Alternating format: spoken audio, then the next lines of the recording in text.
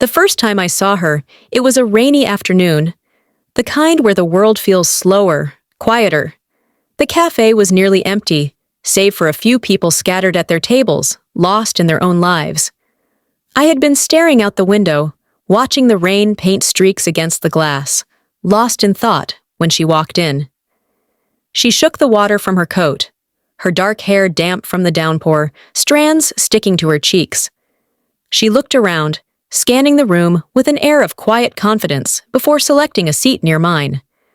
There was something about her presence, something impossible to ignore. She wasn't striking in the conventional sense, but she had a quiet kind of beauty, the kind that lingers long after someone has left. Her features were soft, her eyes deep and thoughtful, carrying the kind of sadness that people try to hide but never fully succeed in masking. She didn't seem like someone who was in a hurry, yet there was something in the way she moved, the way she sighed as she sat down, that told me she carried burdens no one else could see. The waiter took longer than usual, and I noticed the subtle frustration in her expression as she tapped her fingers lightly against the wooden table. It was a simple gesture, one that felt oddly intimate in its familiarity. I don't know what compelled me to speak, but I made a passing comment about the terrible service.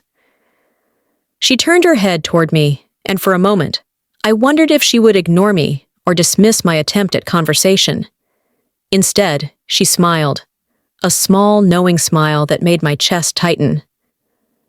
She agreed, her voice smooth, edged with something unreadable.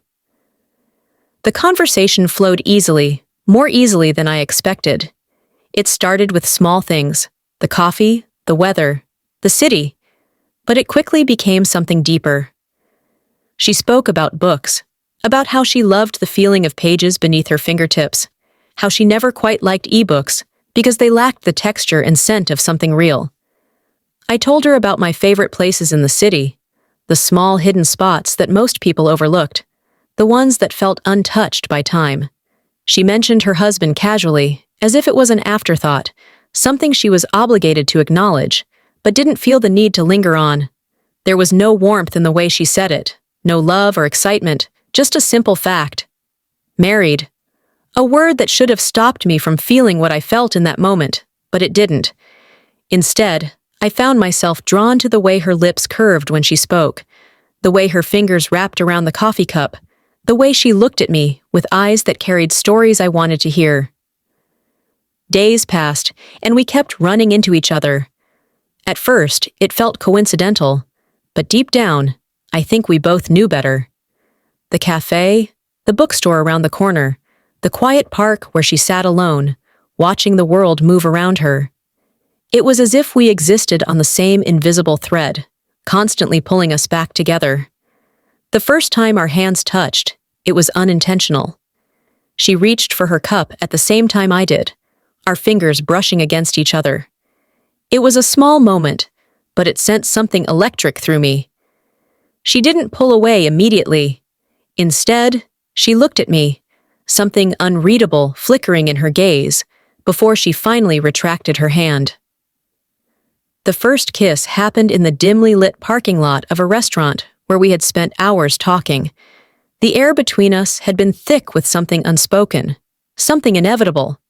She hesitated as if waiting for a reason to stop, a reason neither of us truly wanted. When I leaned in, she didn't resist. Her lips trembled against mine, soft and hesitant, as if she was fighting against the desire and the guilt wrapped around it. But once the dam broke, there was no stopping what followed. We met in secret, in places where no one knew us, where time felt suspended, where the world outside didn't exist. Hotel rooms became sanctuaries, dimly lit spaces, where we were just two people, stripped of the lives we lived outside those walls. I memorized the way she looked in the soft glow of the bedside lamp, the way she whispered my name with a quiet urgency, the way she clung to me as if I was the only thing anchoring her to something real. She would leave before dawn, slipping out of the sheets with careful movements, her fingers lingering on my skin for just a moment, before she disappeared into the early morning. She never said she loved me, but she didn't have to. It was in the way she looked at me when she thought I wasn't watching, in the way she sighed against my chest when she let herself forget everything else, in the way she kept coming back, even when guilt threatened to consume her. There were nights when she spoke about him, about the man waiting for her at home. She never said he was cruel, never painted him as a villain, but the way she spoke of him carried a hollow kind of acceptance. A marriage built on routine rather than passion. A life that had become a script she followed without question. She wasn't unhappy, but she wasn't happy either. She existed somewhere in between, in that gray space of quiet resignation. I told myself I wasn't destroying a marriage. I was just giving her something she needed, something she had been missing. But deep down, I knew better. Love, real or not, always comes with consequences. There were mornings when she didn't answer my calls, when she withdrew into herself, as if trying to remind herself of the lines she wasn't supposed to cross. And yet, she always came back. It was a cycle we both knew couldn't last forever, but neither of us had the strength to end it.